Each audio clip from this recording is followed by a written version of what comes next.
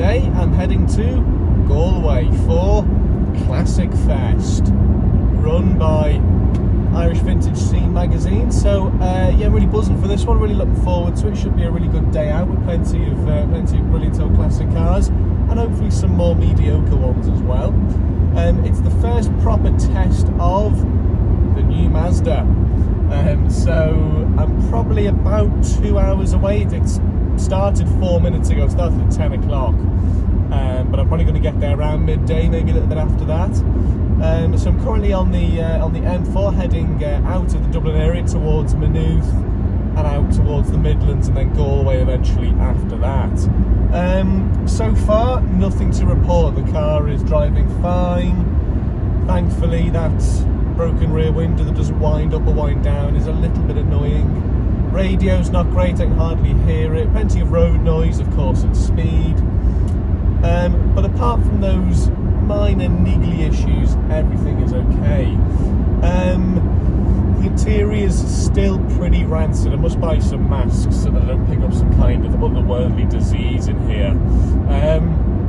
I spent most of Friday evening after I bought it cleaning it to a very late hour in the evening. I literally dumped buckets full of water with carpet solution in it, and then wet vacuumed it off and gave it a bloody good scrub, and I spent most of yesterday doing that as well, which has cleaned the seats up really well. They were tangoed, they were waltzed before I got cracking with them, and now they're still quite badly marked in places, but the vast majority of the horribleness is gone, which is great. Still a smell of farmer, pensioner farmer. If you've ever been in an old Irish car that's lived out in the country all its life, you'll know exactly what I mean.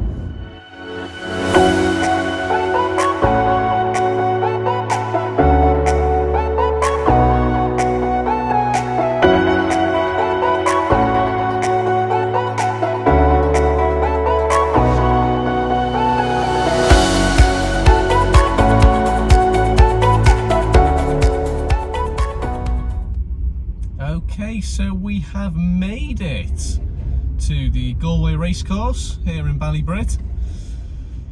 Yeah, I have no idea what the attendance is like yet because I haven't managed to see any real classic cars. Yeah, one thing I was surprised about, usually when you come into a show, you're usually swamped by classic cars heading in, or you see at least a few knocking around. But apart from an old Mark 1 Escort on the back of a pickup truck going the opposite way, I didn't see any, which was strange. So yeah, let's see what this is going to be like. There's plenty of cars, but I can't see any classics yet. Huge car park, that's I suppose always a good sign. I'm going to kick things off with this. It's a Renault 19 and it's the sporty one. That's fantastic, that, isn't it? Of course, the Renault 19, not particularly in this guise, but in the bog standard guise, was a relatively common car here 15-20 years ago, but scrappage schemes and general Frenchness conspired to kill a lot of them, sadly. I only know of 3 Renault 19, 4 if you count this one, but I've only actually seen 3 of these Renault 19s in the wild. There's one up in Dundalk and there's 2 in Dublin, and as far as I know, all 3 are off the road and have been for some period of time. It's don your sunglasses time with this magnificent old Fiat 127, and these were, of course, back in the day incredibly popular.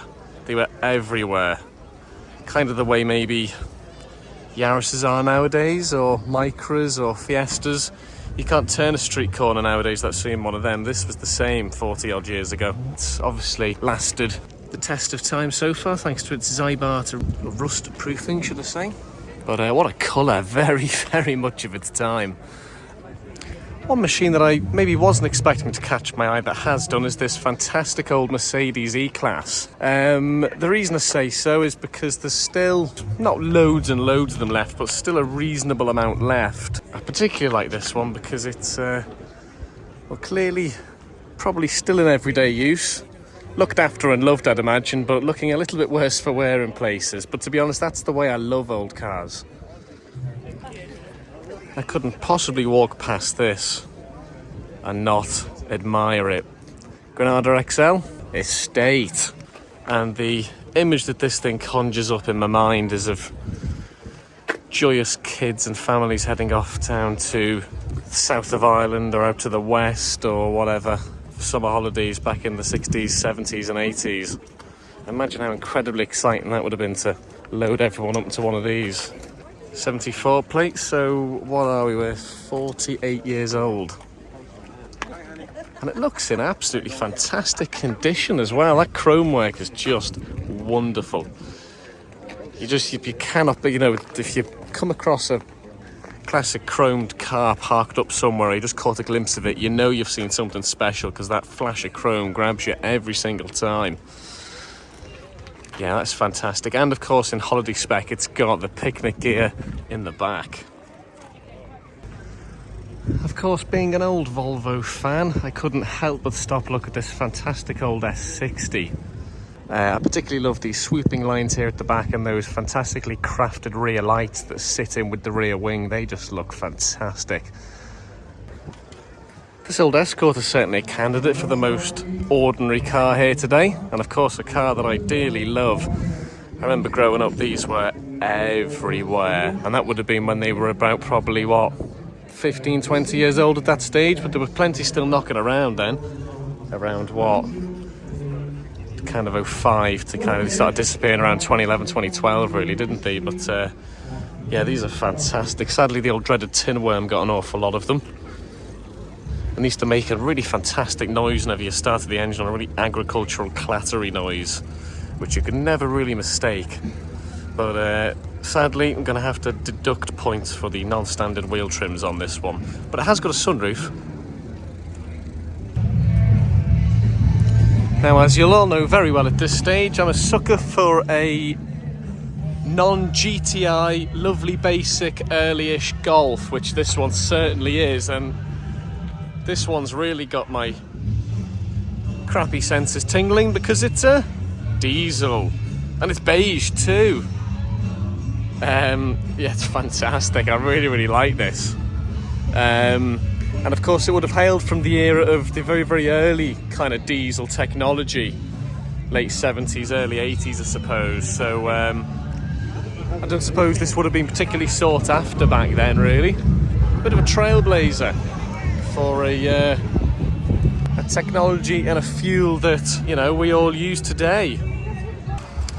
Now, I'm pretty sure this old Rover 75 Estate isn't actually on show at this show, but it's a Rover 75 Estate, so I can't walk past it because these things are absolutely, utterly wonderful. This one looks in pretty good nick. It's got the kind of traditional Rover foggy headlamps, but it's 20 years old, so what do you expect? They look absolutely fantastic in estate form. And I do have a soft spot for estates. This one is suffering from, I don't actually know if that's common on old Rovers, the rear badge fade. There is certainly on old Peugeots, especially 106s and 306s. So I don't know if that issue afflicted Rover, but it looks like it has done on this one anyway. But yeah, I'm reliably informed. I think there's 2 other 75s here, so I'm going to have to go on the hunt and find them as well. Time for a slight deviation away from particularly crap cars. We have a selection here of TVRs. Some would maybe argue that they're a particularly crap sports car, but I don't think so. Gonna level with you all now. I don't know a lot about TVRs because, of course, they're not really my cup of tea. And I think that one, is that the Sabera or whatever? I think that's really goppingly ugly, to be honest. Stunningly designed, but not very pretty on the eye. No, it's a Tuscan. There's a Chimera.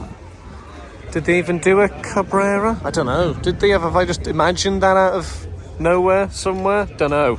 But anyway, let's have a little look at something. So the great thing about these being convertibles is you get to have a look at the interiors. That's one of my bugbears of shows, is that people don't leave the windows open. For obvious reasons, but it means they've got to look through windscreens and windows for the interiors. But I believe these are hand-built.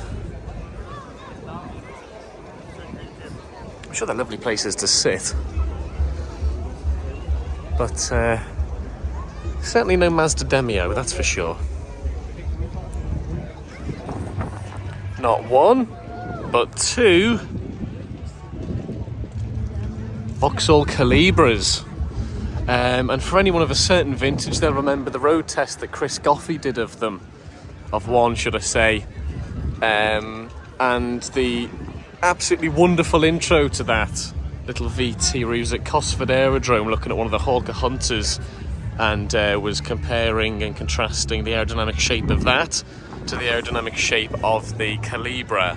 And that's one of my favourite bits of telly, really, because it's just a fantastic way of kicking off a car review, isn't it? And of course it was true and it made sense, so even better. These are a fantastic car. I love the shape of them. They're very much not a reclothed Cavalier. Yeah, we'll move on from that.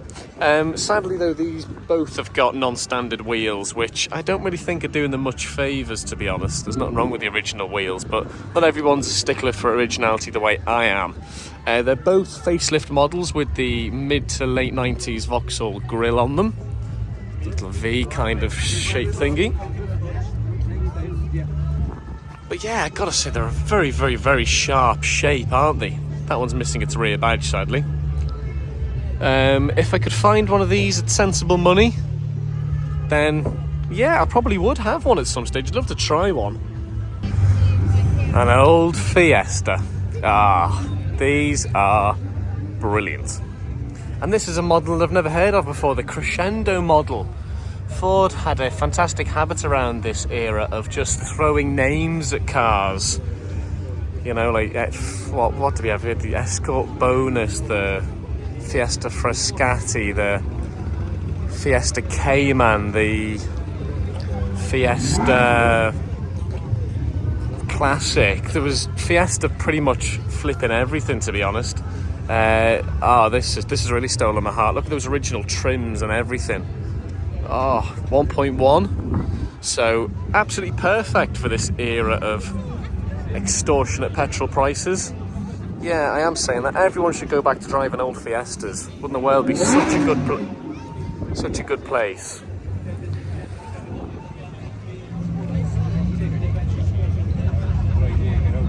Yeah, this is class. What a fantastic old machine this is. I'm smitten. For probably most people my age, their first encounter of a princess in any shape or form would have been on BBC's Top Gear, where of course James May bought one for their British Leyland Challenge back in 2008.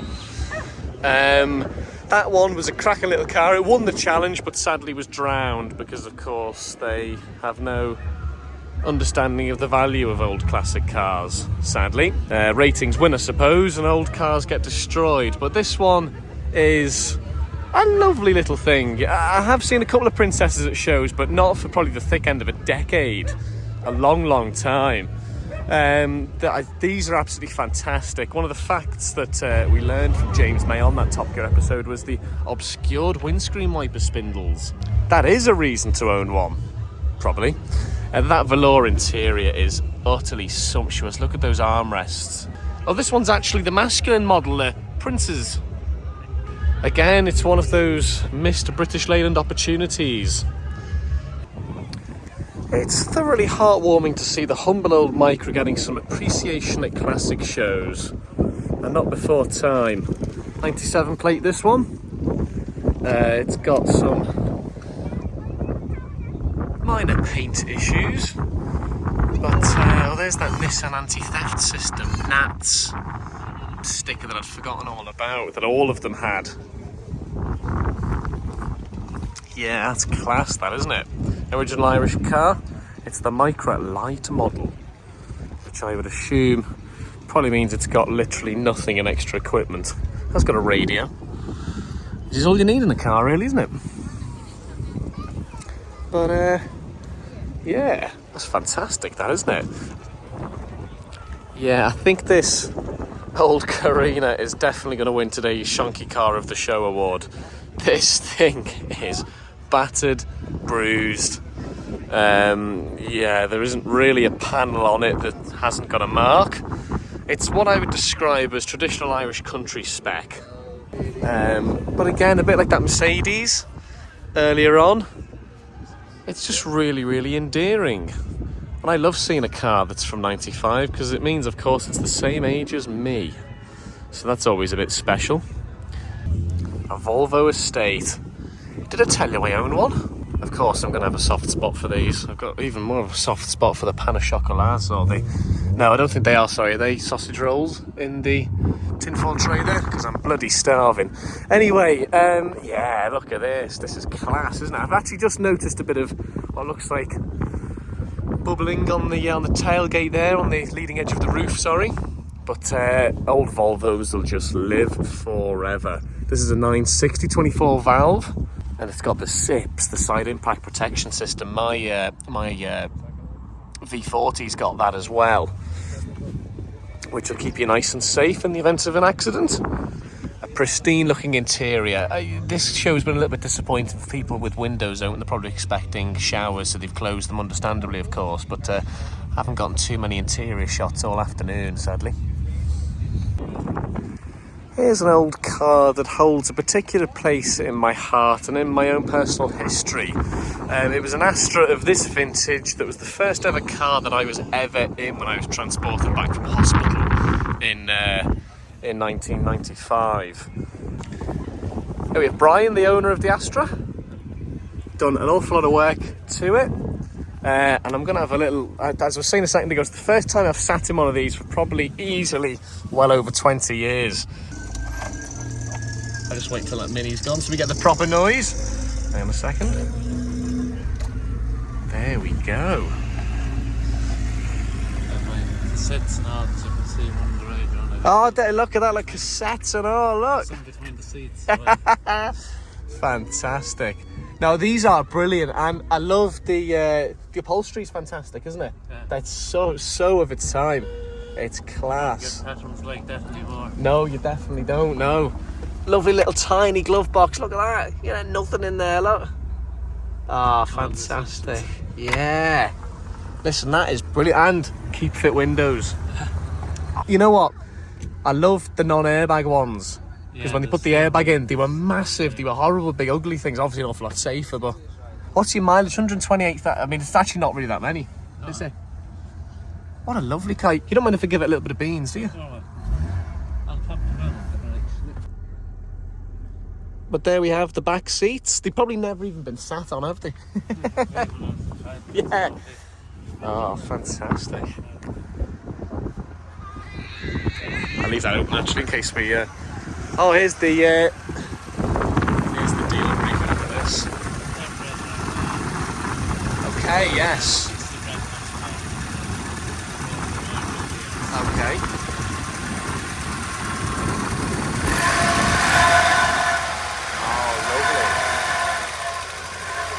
Pure GM power. Yeah, that's fantastic, that. But let's have a little look in the boot. It's a good size, isn't it? Just because we had lounge on it today, just to... Oh, just in case.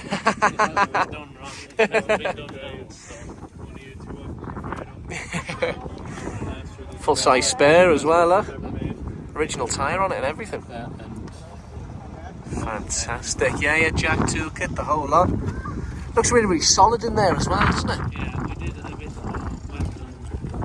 here behind this panel. But Oh, right, the rest okay. of it was perfect. The rest of it was solid, yeah. Yeah, Yeah, thank God. we didn't. Okay, so rather foolishly, I forgot to record an outro at the show. So I'm about 10 minutes up the road. But yeah, I'll pretend that didn't happen. I hope you enjoyed that video. I certainly had a fantastic day, really, really enjoyable. Really well organised show, plenty of fantastic cars there.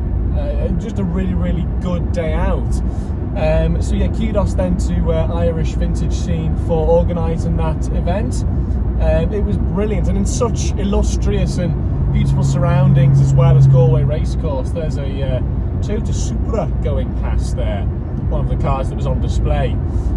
So yeah, now I've got a 2 hours 50 minute, probably might as well call it 3 hour drive back home.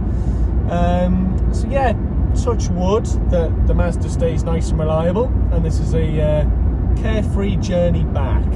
But yeah, the last signpost I saw was Dublin, 200 kilometres, and of course I'm about 40 minutes north of Dublin, so it's going to be even more. But yeah, for the time being, it's plain sailing. Hopefully I get there in plenty of time and not on the back of a lorry or a tow truck. Look, I hope you enjoyed the video. Subscribe to the YouTube channel, and if you like, you can also subscribe to the channel on Patreon to help me with knackered old wrecks like this, to preserve them and keep them on the road, and also so I can attend shows and report on them. And if you do subscribe, you get a free Crap Car Collective window sticker, and that reminds me, I must put one on the back of this thing ASAP.